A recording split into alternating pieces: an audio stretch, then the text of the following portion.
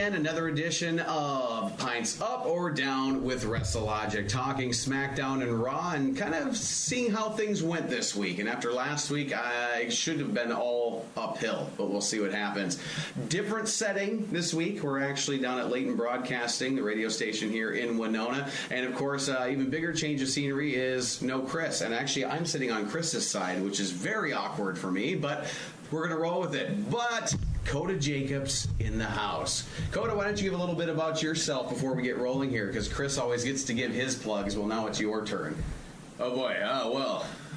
My name is Koda Jacobs. I'm a local wrestler, predominantly out of Minnesota and Wisconsin. Paul here has come and watched me on a handful of occasions, I guess. I'm trained out of the academy in Minneapolis. I've been wrestling since November of last year, so still pretty fresh.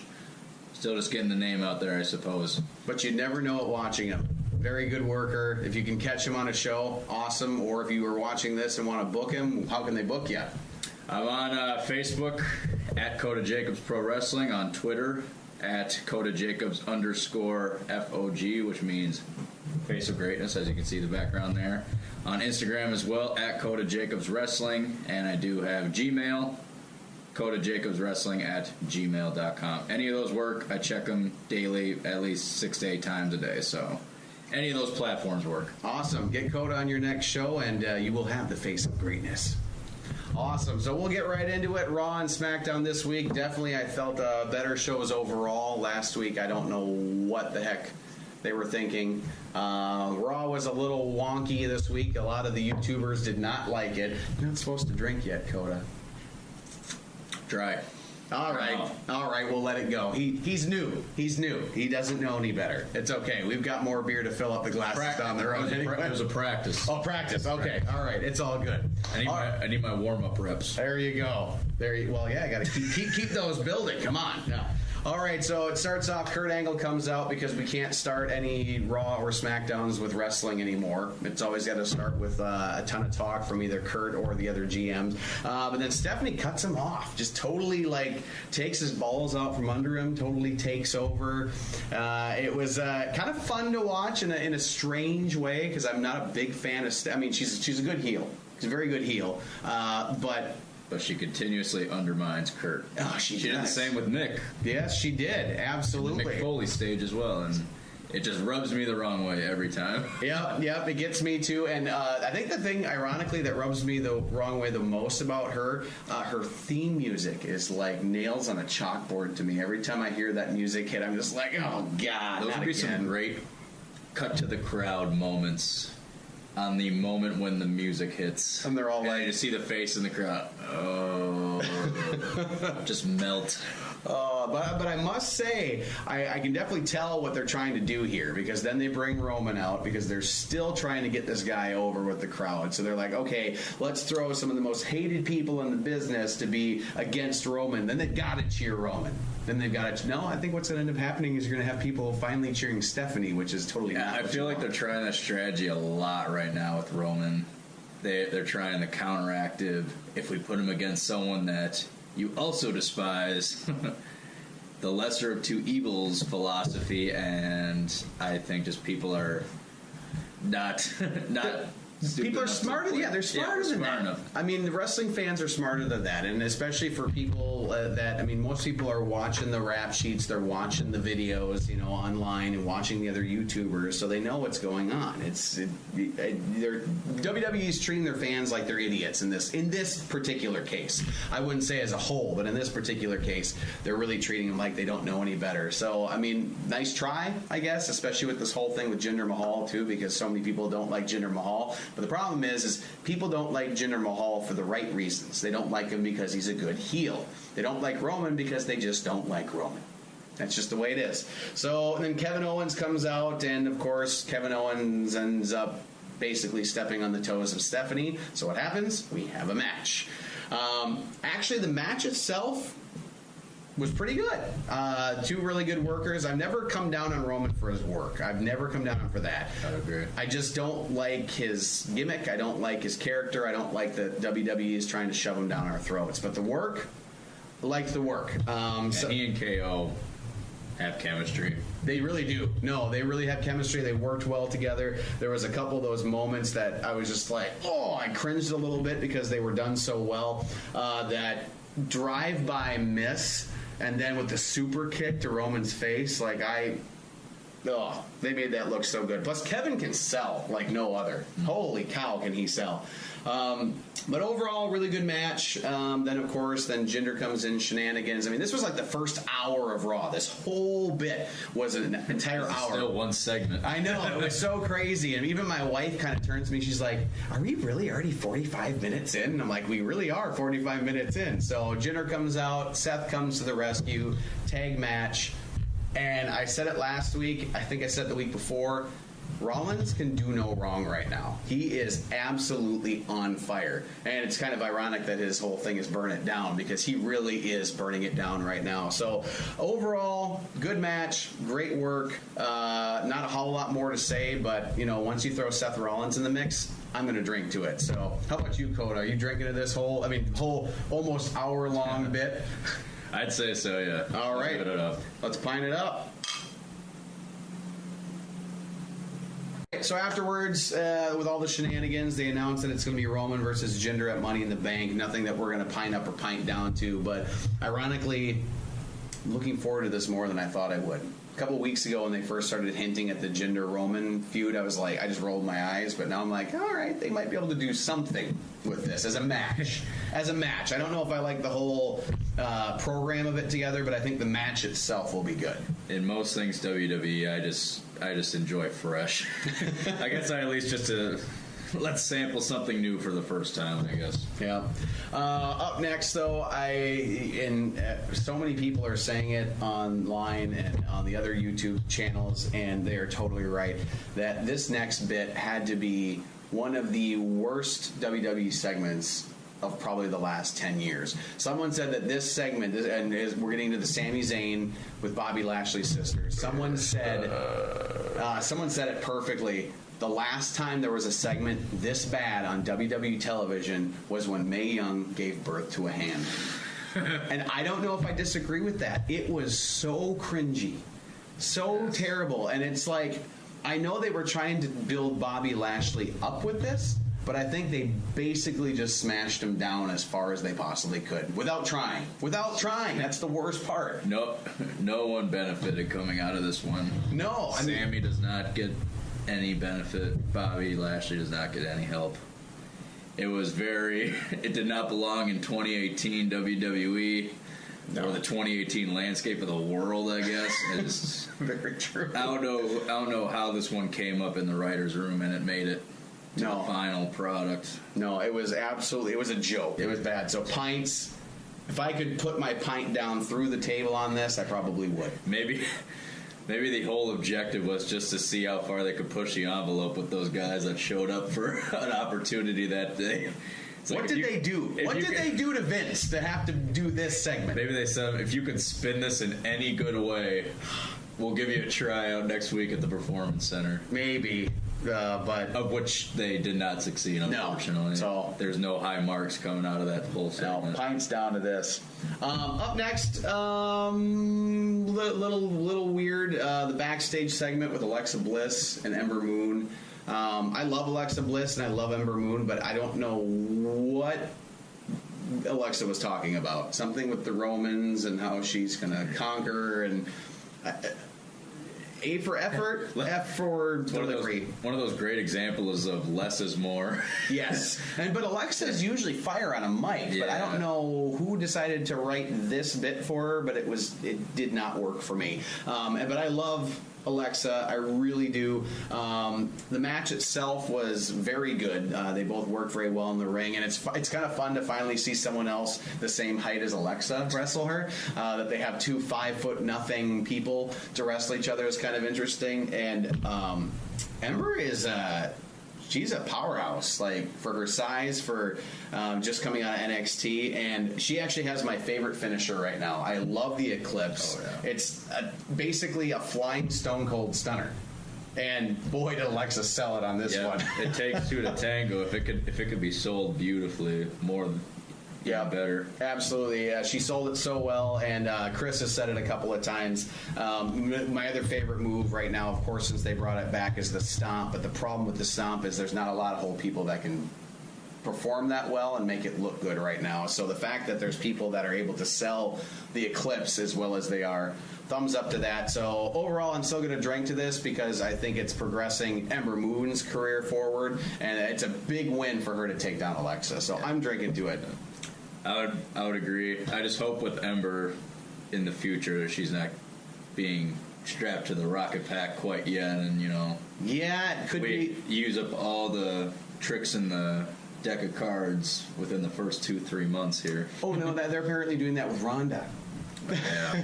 Giving her a title match already. That's a whole other story. We just in this day and age of the current product, just there's not really just drawn out stories that you can really sink your teeth into anymore. Yeah. It's just you wish you could we just had more slow builds. Yeah, it's either balls to the wall or we're gonna keep you stuck in the lower mid card until you ask for your release. Unfortunately. So, but overall though, good stuff. Drinking to it. Pints up. Next bit, just a backstage segment, which was actually kind of funny. It made me laugh. It was the whole Finn and Braun trying to get another match with Dolph and Drew. Thank you for editing. But the only part that really saved this for me, I'm still not going to drink to it just because it was a backstage segment, but I loved the part where Braun crushed the apple. And then looks straight at Finn and goes, "Oh, I love competition." And then poor Finn is just standing there looking like his puppy just got punted across a river. But oh my gosh, I don't know what exactly it is they're doing with Finn and Braun right now. There's been no build to them being together, but I like it. It works. I don't know how they're making it work, but it works. So I don't know. Once again, I'm not going to drink to it just because it was just a backstage segment, but I like it. I like what they're doing.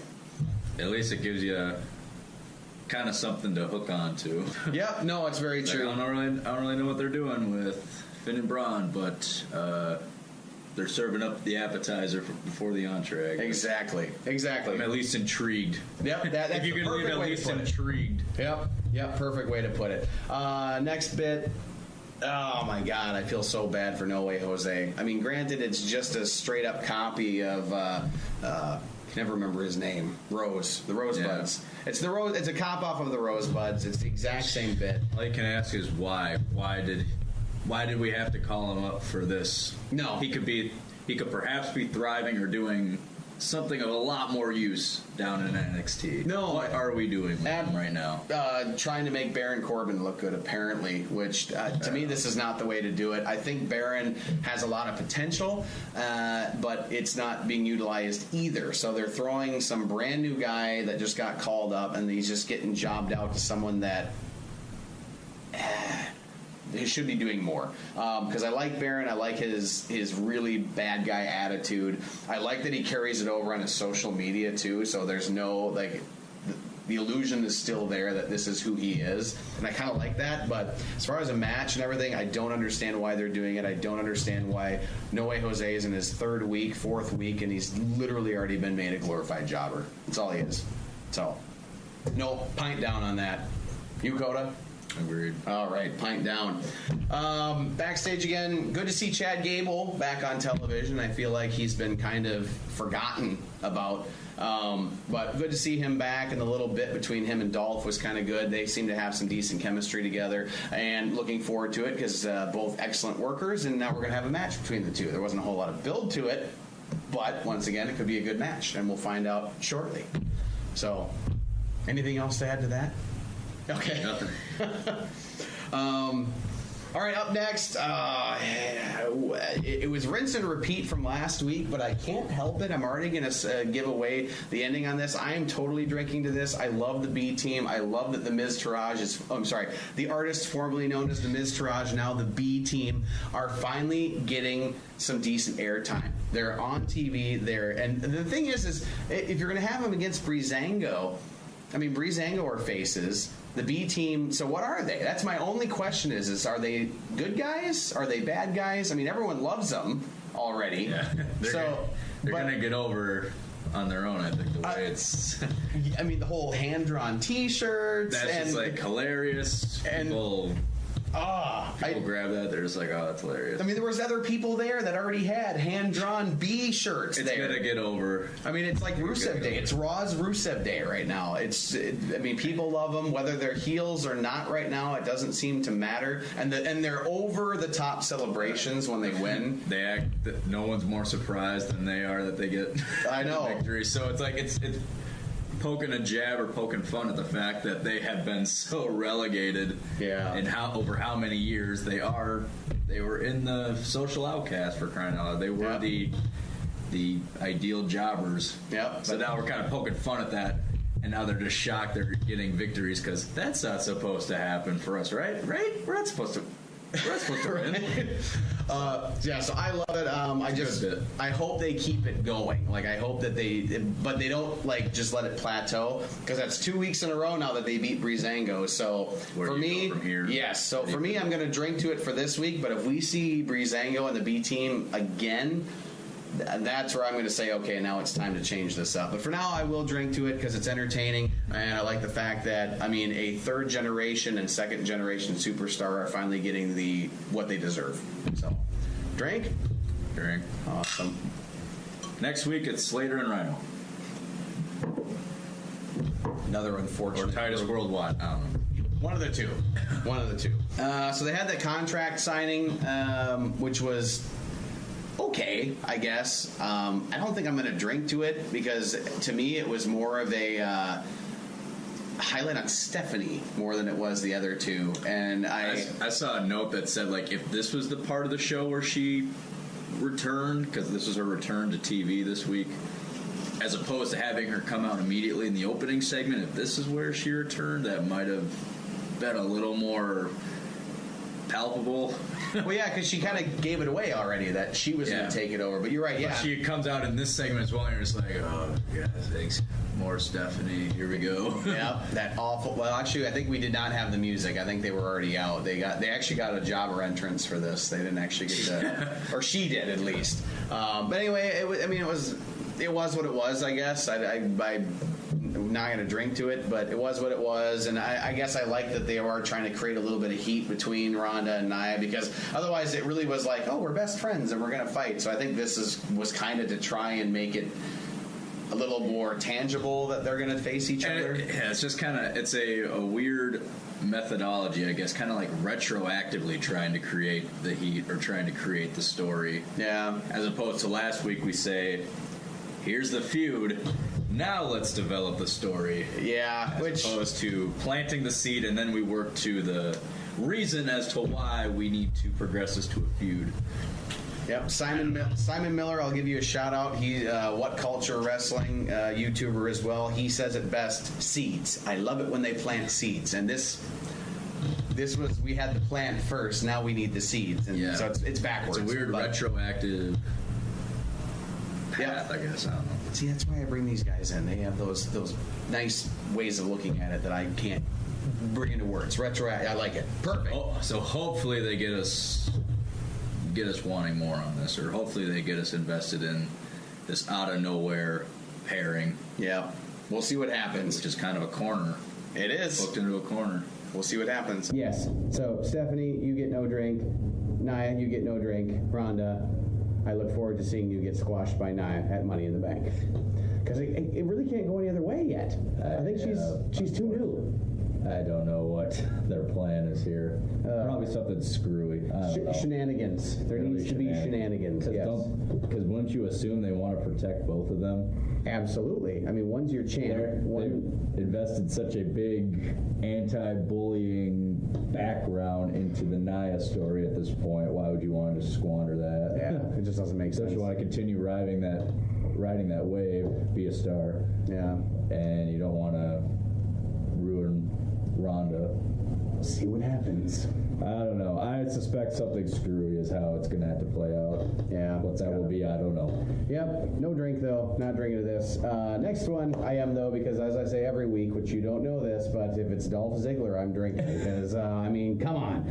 Dolph and Chad, great match. Two guys that, god damn, can they throw down. Both of them so good at what they do. And Chad, Minnesota boy, so we gotta be excited about that. But I'm just I've always been a Dolph Ziggler fan. I'm always going to be a Dolph Ziggler fan, and I love the fact that he actually has relevance again.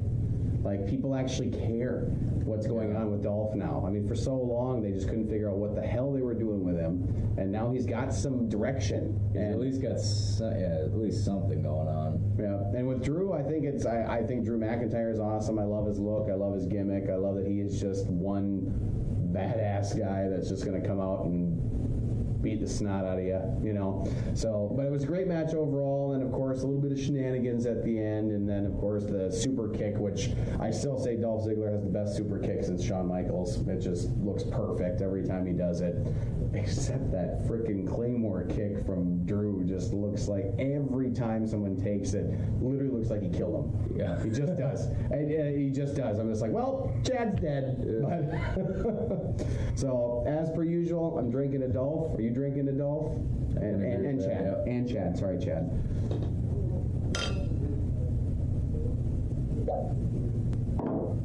All right. By the way, thank you to Island City Brewing Company for the excellent High Forest Red Lager that we're drinking tonight. Particular favorite.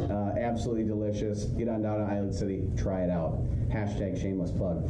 And up next, we had a fatal four-way with the women, another Money in the Bank qualifying match. Did not understand quite what they were doing here. It seemed kind of strange to put both members of the Riot Squad in the same fatal four-way. I figured they should have spread them out a little bit. But whatever, I am not part of WWE Creative. And then Dana Brooke, who, okay, she's a wrestler again all of a sudden, apparently, and Natty. And really, when this all started, I even said to my wife, I'm like, Natty's the only one who makes sense to win here. And sure enough, she did. So I guess I'm glad that Natalya won. I'm still confused at how making a switch from SmackDown to Raw suddenly made her a face.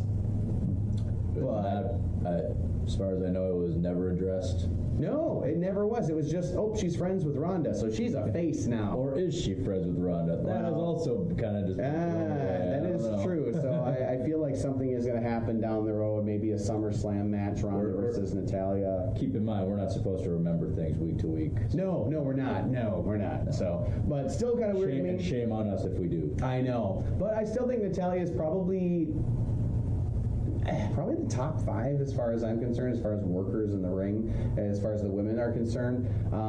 So I don't know. I'm excited to see what they finally do with her. I'm still torn. Are you going to drink to this? I don't know if I can or not. Because I was more confused than anything else. But I mean, I like the match was good, the wrestling was good, Natalya winning was good, but I'm more confused than anything else. Do we drink when we're confused? I know, and I'm asking you, the new person in here. If I wasn't left completely head scratching, I'd be generous. That's how I see it. I hate when I'm just left completely head scratching and there's no sense of who was that for and why was that there. No, I can't drink. I can't do it. I just can't do it. I don't want to downplay the work. The work was good, but I don't understand what's happening here. So no, I'll concede to you. Okay, all right. Up next, so frustrated with what they're doing with Bobby Roode right now. I love Bobby Roode. I mean, he's the new nature boy, basically. But this Elias, quote feud as a whole. No, what is this? Yeah, I mean, they're two guys that enjoy the spotlight, so that's why they're against each other. I mean, that's basically anyone in the wrestling business. I mean, come on. But last week there was nothing even geared towards it. If I recall, Elias was in one of the qualifying matches last week. Yeah.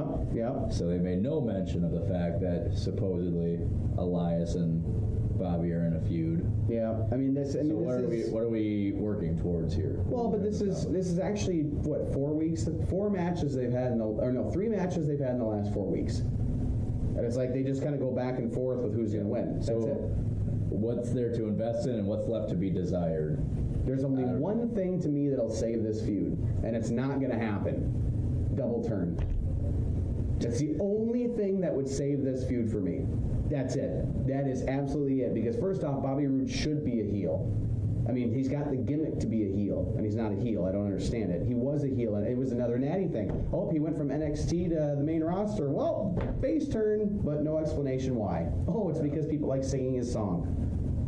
They can still sing it when he's a heel. Look at Sami Zayn. Everyone still sings his song even though he's a heel. But anyway, now I'm buy his merch. Right now I'm babbling. But anyway, as much as I love Bobby Roode and as much as I love Elias, I can't drink to this because I have no clue what they're doing. No clue whatsoever. So sorry, WWE, you kept Bobby Roode and Elias from getting a drink this time. I love you guys, but come on. Although the one part that was saving grace for it to me was Braun coming out and completely running over Elias on his entrance. That was actually funny. I laughed really hard at that, actually. But main event, Braun versus Finn. What more can you say that, I mean, this was the only thing that saved Raw. I mean, this main event was fantastic. It did not make Finn look weak at all. He held his own very well, but in a way that made sense. Like, sometimes you have those matches where you're like, okay, well, actually a perfect example, the Alexa Bliss versus Nia Jax match. Alexa should not have gotten as much offense as she did. She just shouldn't have. But this way, they had it sneaky. He attacked the leg. He got a couple of quick moves in that Braun wasn't expecting. I don't know. I just thought the storytelling was really good in the match, and I enjoy both of them as workers. They do a very good job, and they worked well together, which they could have fallen on their faces. They literally could have, this could have been an absolute disaster, and it worked out perfectly. So I was excited about it. What are your thoughts? Yeah, good big man, little man dynamic, which can be very good or very bad, like you said. So they pulled it off well. Yeah, it really could have been a train wreck, but it was really good, and I liked everyone was expecting the extra power slam after the match, but then he just kind of did the sign of respect, picked him up, and just left him alone. And I don't know, it's gonna be interesting to see what happens now at Money in the Bank. They're both in it together, and who knows? Maybe there's a camaraderie there now, or maybe Braun's gonna just smash him again at Money in the Bank. But I always like trying to envision ahead, and it's I don't know. Yeah, it's like a game of chess. You always want to think a couple of moves ahead, but sometimes Braun, I can't get a read on as to where the next step is. Finn, I hope, gets the briefcase. Drinking to Braun and Finn. So as that sets it, this is the lowest scoring Raw yet here on WrestleLogic with only 5 drinks. So as much as I don't like to count my chickens, I'm thinking SmackDown's going to come out on top. They tied last week, 8-8 actually. So, and SmackDown won the previous 3. So I'm feeling pretty strongly that SmackDown's going to win. And I don't know if they need those free 3, but we're going to give them to them anyway because that's what we do here on Pints Up or Down with WrestleLogic. They get their 3 free drinks. So SmackDown kicked off with Miz TV, which you can never go wrong with. I mean, that guy, so good. Miz, probably one of the, if you look at back his original days in this business versus where he's at now, you got the old award, most improved. I think he's got to get that award, like for the lifetime achievement for the best improved WWE wrestler. Can you think of anyone else who started literally as an absolute joke to become one of the top people in the business? I can't think of anyone else off the top of my head. There might be someone. I mean, there might be someone else down the road I'll remember, but as far as who I'm thinking of just right now, Miz, fantastic work. Keep up the good work. Brings out the New Day, and I love the teasing. Who's it going to be? Who's going to be in Money in the Bank? And of course, they keep playing the game and not revealing who it's going to be, and then Miz obviously just gets pissed off and he leaves. Oh no, Paige says, you get back out there and you wrestle Big E because that's what the people want. So had a match, and Miz won against Big E. Granted, there were shenanigans, but still, a little bit shocking to me. It worked, because obviously the Bar is still kind of having some beef with the New Day and stuff like that. So overall, Miz TV worked worked really well for me this week. Not that it ever has not in the past. I mean, it's always usually really good. So I'm putting my pint up to this. Any thoughts on how you felt this was, or as a worker, how'd you see it? Nothing really to add more. I guess going on Miz, I just think like it's interesting because they bring up that he's improved so much, but really when you look at it, I think like just the core pieces have always been there. That is the foundation to the character has always been the same, and he's just really found a way to own it, which is awesome. Well, his mic skills obviously have improved way. I mean, from the reading the phone numbers off of his wrist days, you know. But he's always just been a cocky prick, and it always works 9 times out of 10. No one likes the cocky prick. You love to hate the cocky pricks. Yep, you do. So Miz, keep up the good work. New Day, good additions. Well done. Up next, probably my biggest shocker of SmackDown was A, how fast the match was, and B, how well it played out, was Lana versus Billie Kay. I feel a little bit bad for Billie Kay because they're brand new on the roster, and she just kind of got buried by Lana, who has for quite some time been looked at as the worst female on the roster currently. But the storytelling behind it saved it for me. The whole, like, Aiden giving her intro, and the whole, like, Lana is best, and the whole thing, like, I've always loved that, and I've loved everything about Rusev, and I actually said a few weeks back, I'm like, they really just need to add Lana back into the fold in this. And they did it, but at first they hinted that breakup. That drove me up a wall. I'm like, no, they could all work well together, and this kind of proved it to me that they work together. And then, of course, the shenanigans outside of the ring. Lana throws Billie Kay in, gives the Mashka kick, her version of it. And then the old, it was X-Pac's finisher. What was his? X Factor? Yes, yes. It was basically an X Factor, but then she screams Mashka as she does it. So, of course, gets the Russian plug in there. But I don't know. I loved this. I feel, like I said, I feel bad for the Iconics because I'm not quite sure what they're doing with them yet. If they are the No Way Jose's of SmackDown. But they're great on a mic. The current state of NXT call-ups. Yeah, right. And I feel bad, but it's like they're great on the mic. They do well together. They're great heels. And that was the only other thing for me was like, technically isn't Lana and Rusev, they're technically heels too, but they totally were the faces in this situation. Like, undeniably. By association, Lana is easily over. Yeah, but no, it worked out well. I liked it. I'm going to drink to it. I know for a fact, I think Chris Steele would keep his pint down on this because he's cynical about these kind of weird, gimmicky things. I love them. I think this is what wrestling is all about, is telling these fun little stories. I could be wrong, and he might correct me, but I don't know. I'm drinking to it. How about you, Koda? I'll go against the real deal. Oh, and like I said, I could be wrong, but then he'll come on here next week and tell you he loved it. that is true. And actually, he does always say that Lana's easy to look at, so maybe that would be enough of a reason for him to End of discussion. Yep, exactly. Easy on the eyes. End of discussion. It was a little announcement that caught me off guard. Gallows and Anderson versus the Usos for the #1 contendership, which I got really excited over. And I'm not going to drink to just the announcement, but when that card popped up on the screen, I'm like, are you freaking kidding me? The Good Brothers are finally getting what they deserve, so we'll see. Because I was really nervous because I'm like, okay, are they just going to get squashed by the Usos? So I was really nervous, but got excited about it. Next match, though, as much as I want to continue to support Andrade Cien Almas, and I know it's only the second time they've done it, second week in a row, but if they just keep doing these jobber squashes with him and that's all they do with him, it's going to get old really fast. It's the same thing like we said with the B team. Like, okay, yeah, we like it for now, but where are we going? But this we gotta have some direction. But even for week 2, I'm already almost sick of it. Like, already over it. Well, and here's why. Okay, I feel like I need to defend myself because a lot of people are like, it's only the second week, give him a break.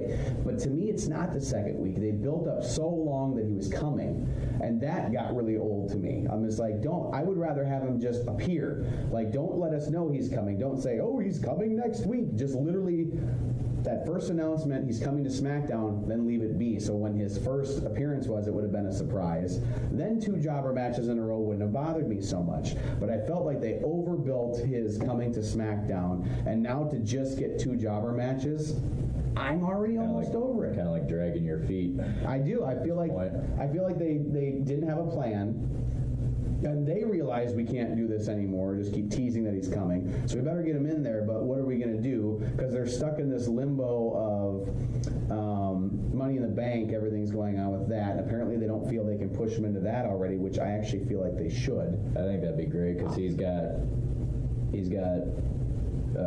the ability to do cool aerial things too, and there certainly would be worse choices as far as like a fresh person to insert. Absolutely. I think that's what they should have done with him. He should be in the Money in the Bank match. There's a spot left, but of course it's going to go to either Samoa Joe or, spoiler alert, Daniel Bryan, but we haven't gotten to that match yet, so sorry for the spoilers. But I don't know. I as much as I want to drink to Cien Almas again because I love him, I think he's really good at what he does. I mean, he's had 5-star matches with Johnny Wrestling and NXT.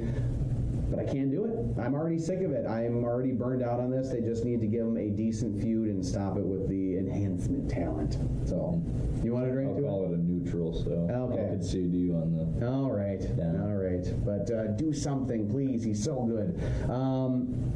Backstage interview with Carmella. She's not afraid of Asuka, even though she should be. Then AJ out and with Shinsuke. And the only note I really made on this was I love heel Shinsuke. He's, oh my gosh. So, I mean, I didn't mind him as a face, but I just didn't feel that there was any direction. So the fact that... you already had a world title program, face world title program that was probably, I can't assume anyone's really talking about it still all that much. So I mean, the avenues for a face with him were probably exhausted. So yeah, it was definitely time for a shakeup. Yep, and I just love. I mean, his character didn't change a whole lot except in his vocals. You know, he's just kind of a dick now. You know, and I just love he's just mysterious. Yeah, right.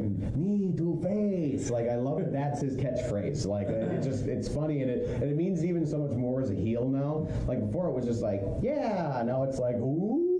You know, so obviously they had their little scuffle, and then Last Man Standing. I am looking forward to that. I think that's going to be a great match. I love the way they built it, where he Kinshasa'd him, and then he counted to 10. It was like, and I even said, I turned to my wife and I said, "Ooh, Last Man Standing match." And sure enough, he gets up and he goes, "Well, technically he went Last Man Standing because his mouth guard fell out when he was trying to say it, but." Whatever. Takes a lot of balls to book a match like that. No, I'm looking forward to it. Nothing? No, nothing there for me? Takes a lot of balls to book a match like that. Definitely adding that SFX in there. Well played, Koda. Had to be said, right? Yeah. Had to be said. He's going to fit in well here. I like that. It was like a dad joke.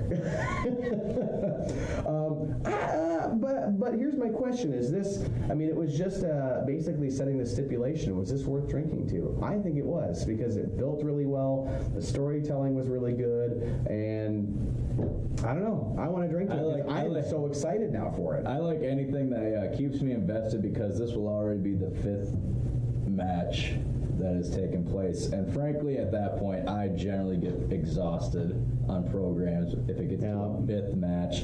I'm kind of a traditionalist. I like the 3-piece the 3-piece program, so anything that keeps me in it at the 5th stage, or keeps, like I said, there has to be something to be desired. So I'd say there's intrigue and there's something to be desired still within this program. Which you just said it the right way. 5 matches and we're still interested. Yeah, they pulled it off. Considering how it has played out to this point, in which the joke has been crotch shots. It's so true, too. It's crazy to say, like, we still are on board. Yep. We have not abandoned ship yet on this program. See, WWE, I don't... In some ways you do it so well, and in other ways I don't know what's happening. I've seen enough ball shots for a while. That is true. Very true. Up next was really excited for this when they announced it, and here it was. Good Brothers versus the Usos. Was really nervous that they were just going to job out the Good Brothers, but I was pleasantly surprised. They both got really good offense in. There was a couple of good false finishes that I was like, oh my God, that's it. The Usos just won, but they didn't. And the one moment that I literally jumped out of my seat for this was that final big super kick from Gallows to, and I feel bad, I never remember which one's which, if it's Jimmy or Jay, but it's in the arm sleeves, and I never remember either. One of them's got one tatted arm, and the other one's yeah, and I feel bad that I can never keep it straight. I feel really bad, but he gave one of the Usos that big super kick at the end, and I literally jumped up and said, "Oh my God, he just killed him!" Because oh my God, I mean, you had a JR. I did. I had a JR mode because the length of Gallows' legs doing a super kick to me was just like I would never want to take something like that. But anyway, I'm drinking to it. Gallows and Anderson finally getting some momentum. I'm a little nervous about them getting absolutely decimated by the Bludgeon Brothers, but you know what? They got a title match, so I got to be excited about that. At least something. Yeah. So not relegated to filler matches. So yep. So I'm drinking. I like them a lot. I'm a big fan. Someone needs a refill. Up next, Naomi versus Sonya, Money in the Bank qualifying match. Fine, whatever. But, I mean, at least all the other Money in the Bank matches seem to have some sort of a build to it. But this one I feel like was like, oh, crud, we need to put another SmackDown female in there. Well, let's have these two wrestle. And I don't know. I just can't get behind anything Naomi does anymore. Ever since they like totally feminized her out as the concerned wife, trying to protect the Usos against the Bludgeon Brothers, I'm just over her. I'm done with her. I don't care anymore because I thought it was stupid and I thought they killed her character. So I have no interest in this. I was bored. No, I'm also disinterested. All right, and if Koda is disinterested, not worth it. Not worth it. All right, main event. So we had Jeff Hardy versus Daniel Bryan, which, you know, they were blowing up that this is the first time they've ever faced each other, and I'm sure they probably crossed paths in like a house match or something probably in the past, but they made it exciting. They made it seem like, oh, this is a big deal, you know, two pretty good names. Yeah, two good names, two good workers, two good, you know, guys who have a lot of clout for their careers that they've had so far. They did the job. They got me excited about it. But when they both were in the ring, like I literally had no idea who I was rooting for. Like I like them both. They're both good guys. They both are great faces.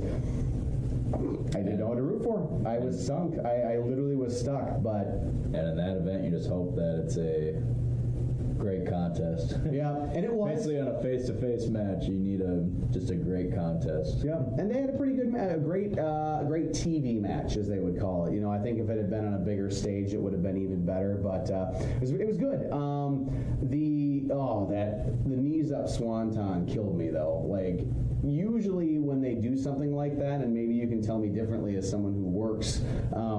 But to me, whenever someone would put their knees up, and I hate that I'm doing it this way, but I feel like whenever someone would put the knees up, he would like roll off of it to make it like still look like it hurt, but not like take it so hard. I mean, he landed straight on his knees, and like my back started to hurt when I saw it. Like, I don't know, maybe I'm wrong, but there's very little ways to brace yourself, I think. Oh my gosh. To just wear a pair of knees straight into the back, like, especially if you take that like, because it's a perpendicular landing. Oh, and that's why I say, like, usually I feel like they would like hit it and roll out of it right away. I can only figure that'd be the ideal way. I have not been on either side of it. Oh my gosh! But when I seriously, when it happened, I was like, oh, I need a back massage after watching that. And of course they sold it well because I'm assuming it probably did actually hurt.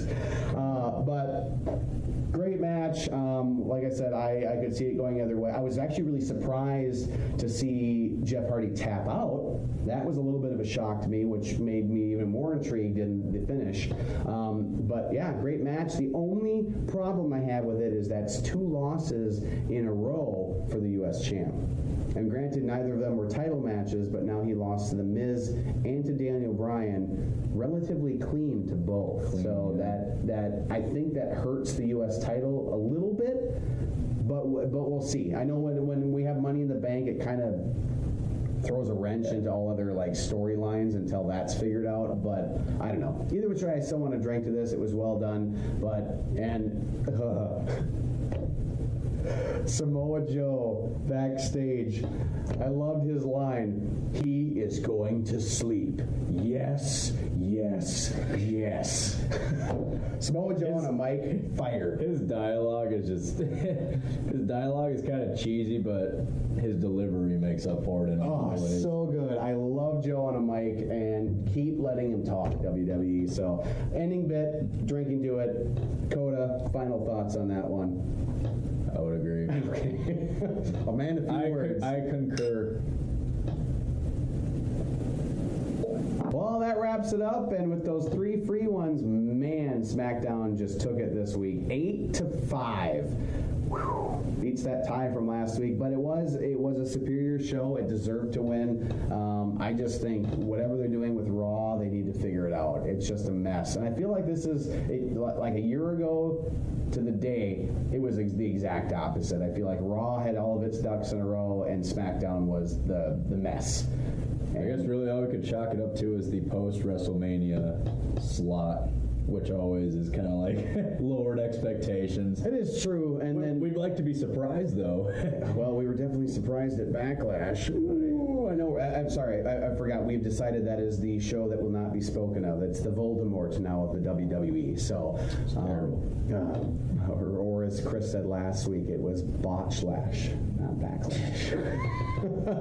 All right, so gotta hand it to SmackDown, taking it again this week, 8-3. We'll see if they can continue to hold the title next week. But that was another edition of Pints Up or Down with WrestleLogic. Once again, thank you to Koda Jacobs for coming on and standing in for Chris the Real Deal Steele as he is away for the week, and I think he's working out. I think he just is working out a lot this week. Better hope so. But we'll be back next week for another edition. Make sure you like. Got it all right there. Follow us on Instagram, follow us on Twitter, and definitely subscribe to the YouTube page. And of course, Facebook's not a bad place to catch us either. You can catch, of course, Koda Jacobs on all of those mainstream social media sites as well. Book them for your next gig. You won't be disappointed. And next week, we'll get logical again about our wrestling.